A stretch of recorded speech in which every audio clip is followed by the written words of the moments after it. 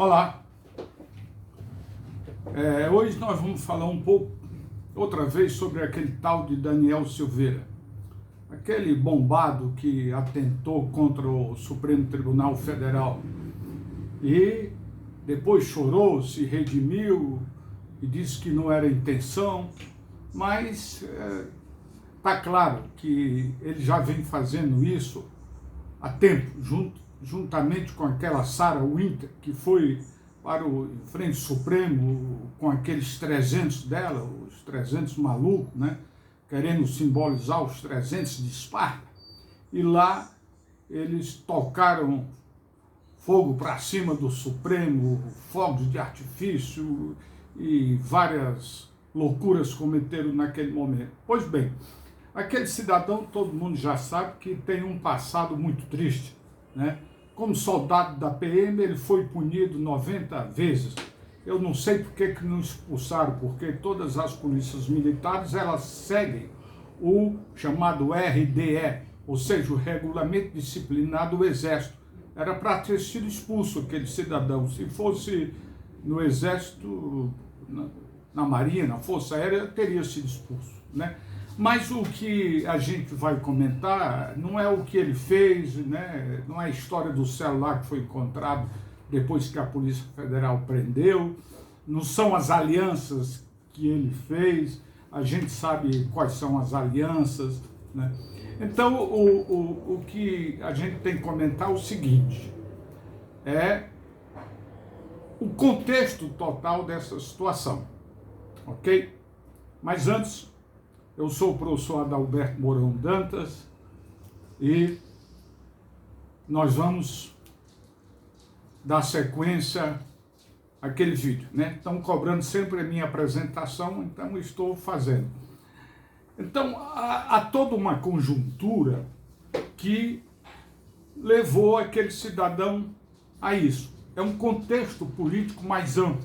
Não é porque ele foi insubordinado durante o período de policial militar no estado do Rio de Janeiro, não é porque ele sempre teve um discurso agressivo dentro do parlamento, fora do parlamento, não é só por isso. É por isso também, mas não é só. Mas há ainda uma conjuntura propícia para isso. Vários atentados, digamos assim, verbais contra o Supremo já aconteceram. Não quero dizer que o Supremo não tenha erro. Tem. Mas é aquela história, se o Supremo é ruim, pior sem ele, no regime democrático. Mas não é só ele que tem problema. Nós temos problema no Legislativo.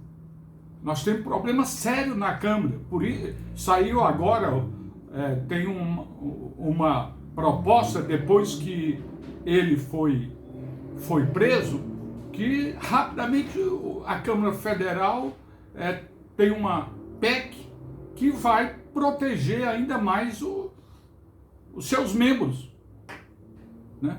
Então, essa já é a primeira consequência da prisão desse Daniel, né? É o corporativismo do judiciário, não são todos, mas fica evidente que é uma maioria, que vem com uma PEC que vai dificultar a punição desses parlamentares que têm conta a ajustar com a justiça, tem conta para acertar com a justiça.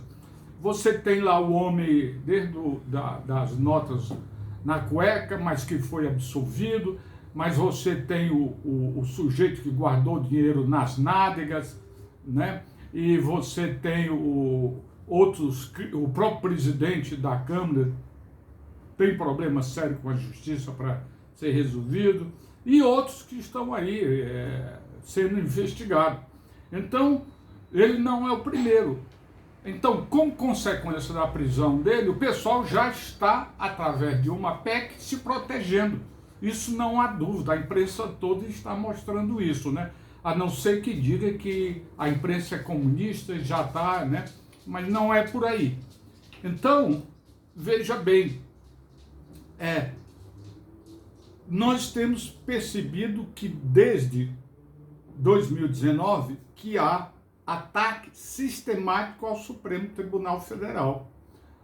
Uns verbais e outros mais agressivos, como a queima de fogos em frente ao Supremo, etc. Verbais tipo aquele que disse bastava um cabo e um soldado para fechar lá o Supremo. Né? É um negócio sério, mas não houve nada contra esse cidadão, que é um deputado federal, tá? Eu não vou citar não para não ser processado. Né?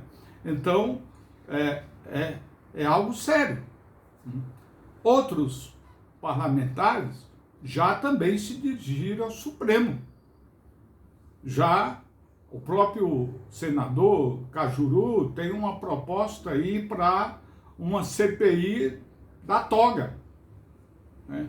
Eles querem pregar o Supremo. Mas eu acho que o Cajuru já desistiu porque hoje ele é uma pessoa que, pelo que eu tenho assistido no Congresso, ele está na oposição. Né? Então ele já não está mais batendo na tecla de CPI da toga. Mas tem outros que estão querendo a CPI da toga. A CPI é legal, é diferente do atentado, é diferente de ameaça de morte dos ministros. Então eu acho que pode ter uma CPI, aí o Supremo vai se defender, vai a público, vai para o parlamento e vai se defender. Se estiver errado, aquele ministro estiver errado, sei lá, sofre o impeachment e aí vai ser indicado outro, né? E essas indicações são sempre políticas, né? O que se espera é que na hora deles, de uma sentença, eles não venham com viés político. Mas é sempre político. Mas nada justifica o atentado à instituição. Dentro do regime democrático de direito, não há justificativa para esse tipo de atentado. Então já tem uma história que não apesar de ser mais fortalecida recentemente, você já tem uma história de ataque supremo. Essa que é a situação que o país está vivendo.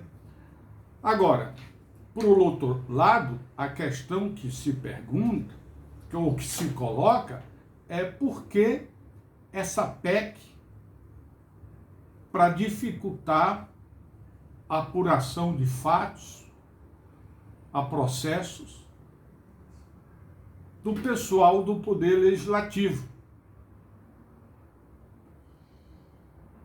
Essa é uma grande questão. Mas essa questão também não é muito difícil de responder, porque nós temos pessoas, liderança do governo, que está respondendo o processo. Né? Nós temos pessoas da oposição que também estão recebendo processo. E tem a base do governo que também está recebendo vários processos. Então é necessário que o Supremo tenha a liberdade. Agora, o que se argumenta é que contra o Supremo não há recurso. Há recurso. Vai chegar um momento que se esgota os recursos. Né? Agora, a imunidade parlamentar não é para discurso de ódio, não é para ameaças seríssimas, beirando a ameaça de morte. E de forma subliminar você tem ameaça de morte. Então, não é para isso a imunidade parlamentar. Eu vi pessoas justificarem, deputadas, apoiadoras do governo, dizer o seguinte, que o problema é a imunidade, que houve um desrespeito à imunidade. Mas há vários juristas que dizem que não. E principalmente aquela do flagrante continuado, que é jurisprudência nova. Mas parece que o ministro fundamentou bem. Assim como há juristas que estão contra, há outros que dizem que não, que que foi correto. Então, dessa forma, o parlamento, né, está se protegendo. Mas o parlamento, nesse momento, ele tem que estar ao lado do STF. Porque se hoje é contra o STF, ninguém garante que num futuro próximo seja com o parlamento. Já houve até intimidação, né, também com o parlamento. Pessoas fizeram protesto em frente os três poderes, na Praça dos Três Poderes. Então, incluiu aí o Poder Executivo, o Poder Legislativo e o Poder Judiciário. Todos já receberam protesto. E esses poderes têm que ter garantias constitucionais de autoproteção. Mas não autopreservação de erros que os três poderes venham cometer e que não possa ser enquadrado na lei, né? Então parece que essa proposta de emenda do Legislativo, que estava para ser votada entre ontem e hoje, e era para ser para a próxima semana, mas parece que hoje eles vão definir, eu não acompanhei mais aqui pela imprensa, né? É uma proteção que ocorre a partir da prisão desse cidadão. Então isso é um indicativo de uma proteção muito mais forte, uma superproteção. Quer dizer, os casos, pelo que eu li nos jornais de hoje, de ontem, né, é uma proteção para dificultar investigações, para dificultar punições ao Poder Legislativo. Então, isso é um processo democrático que está sendo, pouco a pouco, dificultado as práticas democráticas, né? Nenhum poder está isento de investigação, desde que haja crime considerado pela justiça e que seja investigado, que tenha provas e seja sentenciado. Agora, é muito difícil quando o corporativo ou quando a corporação surge para se autoproteger, se autodefender. Agora, imagina isso indo para a esfera estadual e até a esfera municipal. Porque isso pode ser uma legislação que vem em cascata. Nós sabemos que nas assembleias estaduais, nas câmaras municipais, o compadrio é muito grande. Você tem uns caciques regionais muito fortes, que pode tornar obstáculo à ação do Poder Judiciário local.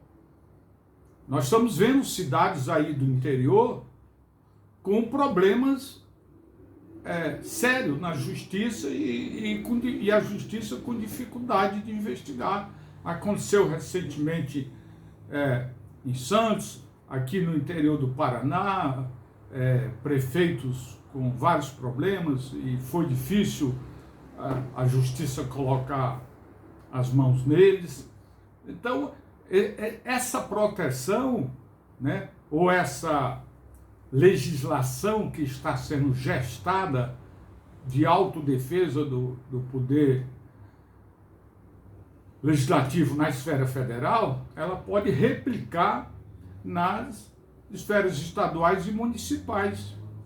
Aí vira moda, né, essa dificuldade. Agora, o cidadão comum, o mais simples, o mais pobre, não tem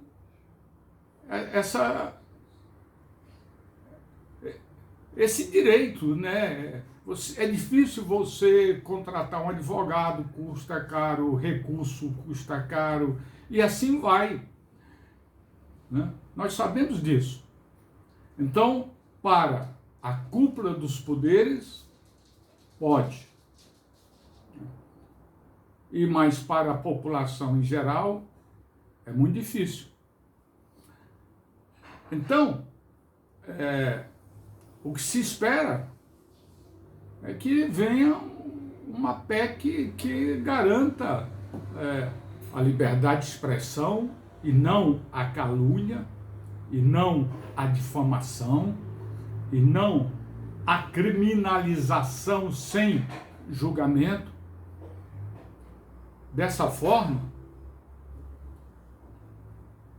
a preocupação é com a impunidade.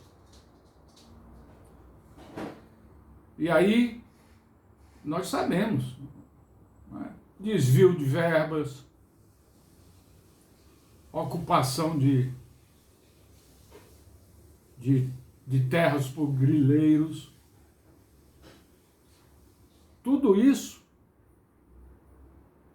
embora isso seja crime comum, não contra as instituições, mas esse pessoal vai se sentir também fortalecido, vai ter um efeito também indireto sobre determinados setores da sociedade, porque eles começam a ver a impunidade ou a facilidade de se safar de determinadas situações pelo corporativismo legal, o corporativismo defensivo através de uma legislação específica para proteger, porque é estranho que logo após a prisão desse cidadão, que eu também já esqueci o nome, igual o ministro que esqueceu o nome, eu também quero esquecer, se tome medidas de precaução. Isso é precaução, né? E todo mundo sabe por quê. Tem muita gente complicada que está no legislativo. E eu acho que esse é fundamentalmente o problema.